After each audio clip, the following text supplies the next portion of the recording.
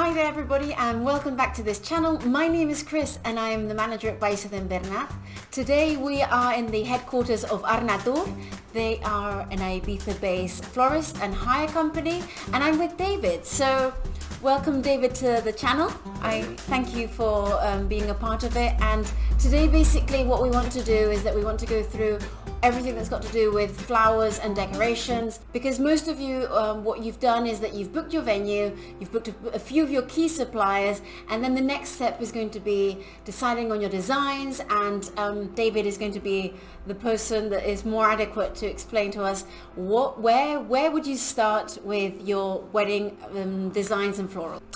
Well, thank you for being here, and I think the most important thing when you're planning a design of the wedding is to have an idea of the style that you're looking. So for us it's very important to know what is your style. If you're looking for a bohemian wedding, if you're looking for a more romantic wedding, minimalist garden wedding, that's the very important thing, because if we don't know the style that you are looking for, it's very difficult for us to send you some ideas, right? Yeah. So we might be sending you like something very bohemian, and then you might like something different, and you might be disappointed at the very beginning, like because it's not the thing you were looking for. So we need to know what is your style, and if you have a picture that can help us better understand what you really want, that is, I think, the first thing that we would need, right? And have a little chat together so we can better understand if you're going to be having sharing plates, for example, the centerpiece would be different. If you're going to be having different areas, so we know where you're going to be. Paissa has terrace, it has the other terrace where you do the ceremony, then you have the pool area where you might be doing some different things, so places. So the very first place to start, I understand, is what you're saying, is to start on the internet, basically. So make your choice on what your style is going to be. Do you want pampas? Do you want greenery? Do you want multicolors? So it's more a little bit of a retrospective process, so you need to start off with deciding what you like. Obviously, I think it's better that you, if you can, that you go into the options available in the market as opposed to looking at other destinations. Maybe it's better to kind of see what's available here, and what you know, then you can decide if you've seen something that you like and that you can connect with, and then then it's going to be about decorating the different spaces. So what would be a starting point for when you're designing something at Paissa? So the basic things that they're going to need, and obviously where they can add on different stuff. Yes, I think the very basic things is, first you have the ceremony, so you need to create a ceremony. The basic on a ceremony would be the backdrop, right? So have an arch or something which is covering a bit behind yourselves. Obviously Paissa has all the view from the sea and the sunset and everything, which is beautiful, but you might want to have already something behind you. So I would say an arch, flowers, backdrop. You will need a bouquet for the bride or brides. You would need bridesmaids or flowers for the bride, and the table decoration. That would be, I would say, the minimum. From there onwards, we can plan anything that you might have in head. So I would start from that, because then they can always add on. Let me mention that ArtNatur, so they are a florist company, but also they do hire materials. So when you get in touch with them, you will be seeing different stuff like cutlery. I've got some samples here. So they do have hire of cutlery. They've got table placements. They've got mats. They've also got different types of linen. So there are going to be other options that are not just flowers when it comes to decor. Yes. When we send the first proposal, we always send the first proposal, which is a first impression, right? So you might not be liking everything that you see, but that's why it's like, I would say, a mood board. And then you can see already if that's the line you want to follow regarding the style. We don't place flowers from the beginning because you might not be liking, and then it's not always easy to find the flowers which are going to be seasonal for that time. So we first send the overall idea with the style and the shapes. Then in the proposal that we send, everything is very clear, so you know where the money is going, right? So you have the arch, which is going to be that much. You've got the aisle decoration, which is going to be that much. You've got the bouquet, and then you see where everything is going. And you will also have some other ideas, like as Christina said, like cutlery, like glassware, like linen for the tables, some other kind of decoration that you might not have thought about before, like for example name tags on the menus, seating plans, welcome signs. You will have plenty of information that we're going to be sending you. So you don't need to know everything in advance. We will help you. They'll help you with the questionnaire, like, yes, exactly. Do I have this? Tick the box, tick the box. Exactly. In terms of flowers, David, I do get lots of couples that will ask me, like, what is the local flower to Ibiza? Would this be more cost effective towards my budget? So I think it's good that you tell us where you source your flowers from. Obviously everything's going to be different and according to what they ask you, but just give them a general understanding of this. So the weather that we have in Ibiza and the space and everything does not allow us to grow plants or flowers in Ibiza. It's very hot. It's very hot, dry, and there's many requests of wedding in the island. So even if we could do it, there's so many weddings that the first wedding we take out everything. So it's not possible. We bring flowers from basically South America, Northern Europe and Spain, but not everything is local. The only local things that we might get is bougainvillea, but this is a very difficult flower. I know many of you like it and many of you are asking for these flowers, but as soon as you cut them, they die. They last 20 minutes, no more. So even if we would place the flowers like at the very moment, after like 20 minutes they're gonna be fluffy, I would say. So, and basically you've got that 30 minutes for the ceremony, which means that the flower would probably, like, David would need to be there before you come down the aisle, but still by the end of the ceremony that flower is not going to look great. So this means that we really don't have any local flowers. Everything's imported. And would there be a way that, like, do you suggest anything that's seasonal when you work on someone's proposal? Do you go on color schemes? How does the process of deciding what's best for each event go? So once we have the overall idea with the shapes and the spaces and what's going to go where, we propose a palette color. Or if you have one, you can also share it with us, so we can stick to that. And then we have a big team of florists that are going to be choosing the flowers, the seasonal flowers that are going to be in that season. We already can know more or less what the flowers are going to be. And we know that you might have an idea of a white bouquet of peonies, for example. This is a very common flower that many couples are asking, but they're not all year. And they're not always the same color. So that means that flowers are natural and we cannot control the colors that they have. Yeah. Obviously we're gonna have a white flower, but it might not be pure white. It might have some green touches because you have the stem below, or there's many variations that can happen. We are gonna do the best, and we normally always get more flowers than we need on our side, so we can really choose the exact things that we're offering. All our pictures that we send are inspirations, so we do not copy any work from any other weddings. So your wedding is special, your wedding is unique, and you are unique. So even if we we share the pictures, for example, from Pinterest or YouTube or Google, but that's so you can get an idea of what it would look like. In the end, the florists are going to be doing the work and based on or inspired by the picture that we're sending. So we're not going to be copying. Yeah, they're artistic suppliers. So basically, if you have a rough idea of what you like and you want them to kind of finish that part for you, I think that's where it's nice to delegate, to let people be creative in what they're good at. They've done amazing setups at Paissa.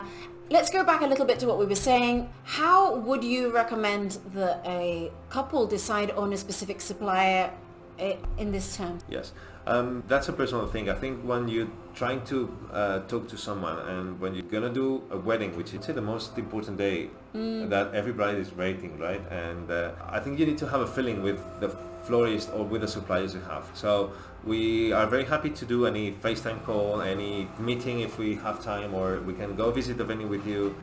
We can do many things so we can get in touch. Yeah. And then you also have you're personalizing the event for them. Exactly. So I think that's what, it's important that they represent you and that you feel represented by them. Obviously, it has to be both ways. Yes, exactly. And then you can also check how it works, see if you feel comfortable with our style on Instagram, YouTube, and Pinterest. Their contact is going to be in the box below. They're also on our suppliers list, and obviously if you have any questions you can always email us and I'll put you in touch with David directly. When a couple comes to you and you're the right supplier for them, what would be the next stages? So like, how do you work when a couple comes to you with maybe 3 pictures to inspire? What are the next steps forward? Well, there's 2 ways we can do that. Either you send us the pictures of things that you like and then we can give you a price for that, or if you don't really know what you want, you can always ask. We have a design team that will be sending you plenty of ideas, and then you can see more or less where you want to go.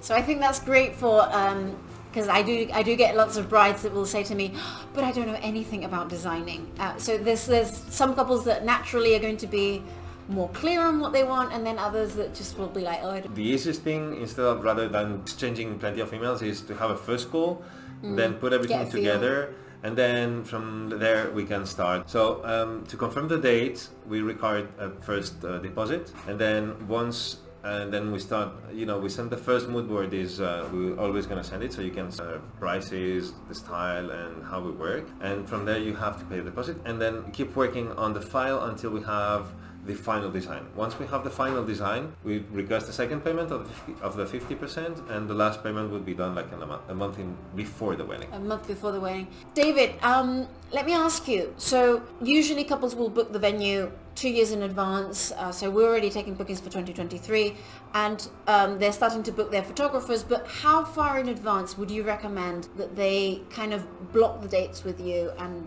so I know it's normally flowers, we always get the last ones to get booked, but we're getting very busy. The season is very, we have had very good seasons and people that want to get married in Ibiza.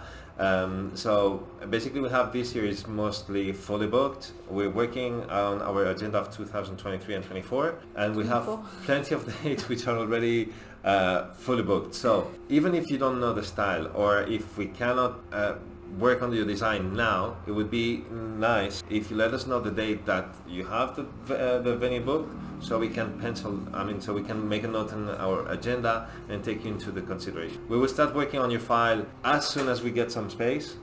We're now super busy with this season, so it might take a bit longer, but if I have some time, I will start working on it, and I don't know if I can send it like 2 days or 2 months or by the end of the year. But it's good to pencil the date in. But it's good to pencil the date, so we know that you're going to be there. Yes, because let me remind you that we're on an island and the supplies are limited. So, I mean, at the end of the day, there aren't that many suppliers on this island. It's like that. It's difficult, yeah. It is difficult. And if you want to have someone, if you've decided that you like the style of someone, especially ArtNatur, then my best advice would always be to put a deposit down and then work with them on that design during the quieter months of the winter season. So you're saying that you're really busy this summer. We're looking forward to 2022 season, to everyone that's booked at Paissa, that's planning their wedding right now. Can you let us know what is trending for the moment? Like, I'm sure you've done lots of designs. Everyone's got a different take on this, but it would be great to have a professional tell us what is out there, what is, top right now. So I think at the moment we are still very on the line of the bohemian weddings, right? Plenty of pampas, dried flowers mixed with fresh flowers. This is bohemian, right? Yes. Rattan placemats, so that's very bohemian. It is true that now this is changing slowly, and we're going more into a garden style. What is a garden style? Garden style is a decoration that matches the environment, which is an organic setup. It looks like it was there before, so as if it wasn't placed there for the wedding. It's eco-friendly. We're trying to do it eco-friendly, and it is following the natural shapes of nature, like a bowl or like branches going up. That's going to be the sea. And so apart from flowers, you hire. What is, obviously I can see this all around me, but it would be great that you tell them what other type of services do you... We also have styling for the tables. We do have tableware, flatware. Mm-hmm. So we have chargers, we have cutlery, we have glassware, tableware, linen for the napkin. So this is all the extras that we can add to make a table pop up, right? Like being different from a classic table, maybe all in white. We have chill outs, we have furniture like this, we have decoration for a bar, maybe we have stalls, we have high chairs. You do printouts as well? We do printouts, we do table plans, we do name tags, we do welcome signs, so we can get mostly... So all the visuals, everything that you can... I mean, what's great of you guys, I think, is that you can do an all-inclusive package where everything is perfectly in line, and everything is matching.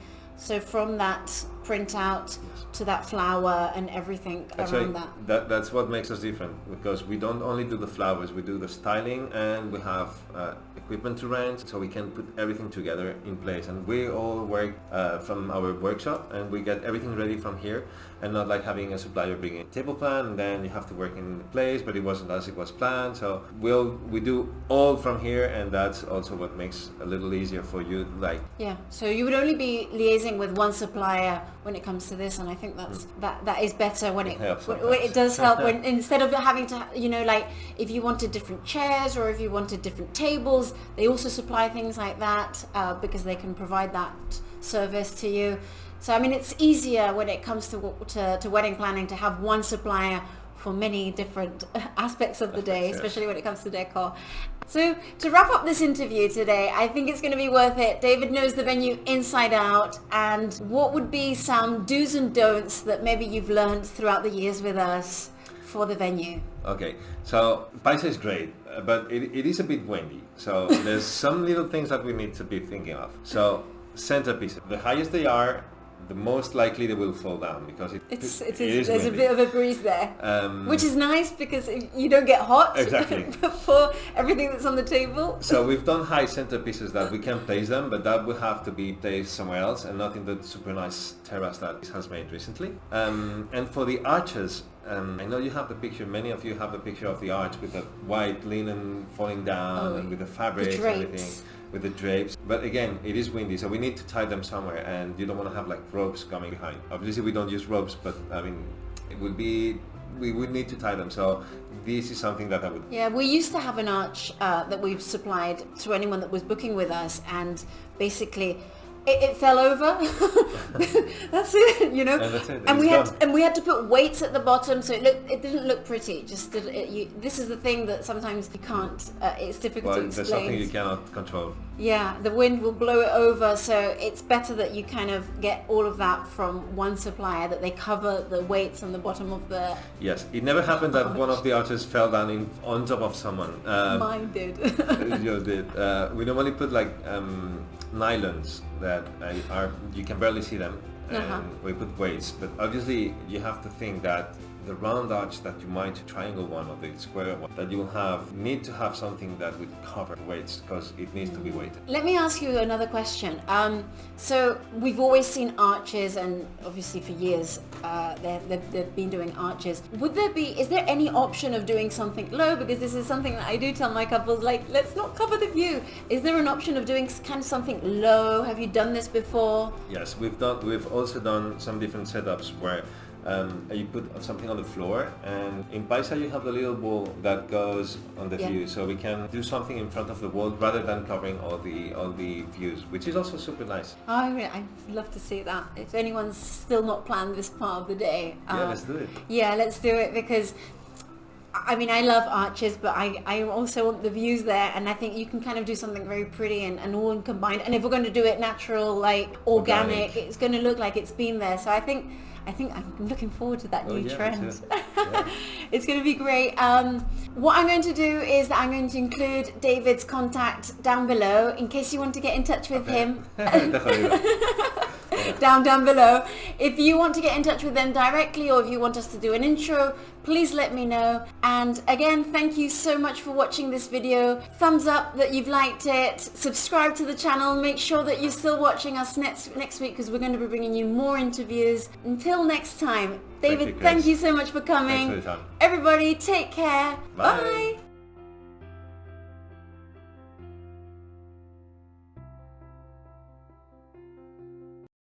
So, wait a minute. No es todo tu 10 minutos de bla, bla, bla. Vale, ok. Vale. Venga. Mierda. Nos volvemos atrás ahí, ¿eh? Yo te pregunto ahora. With a quiet season, Yo- It is true that it's slowly changing to more a garden. ¿Cómo es, cariño? El garden, tropic garden, ¿qué? Gardening. So the transition. Bien. Espérate, stop. ¿Algo que quieras hablar, Bea? Right. Me tienes que ir a la cámara, no a ti. Yeah. Que es cierto, igual me estoy mirando yo. O si estoy bien encuadrado. ¿No? Sí, yo te miro a ti cuando hablas. Yo te ahí. miro a ti también. Venga, va. Because you know the venue inside out.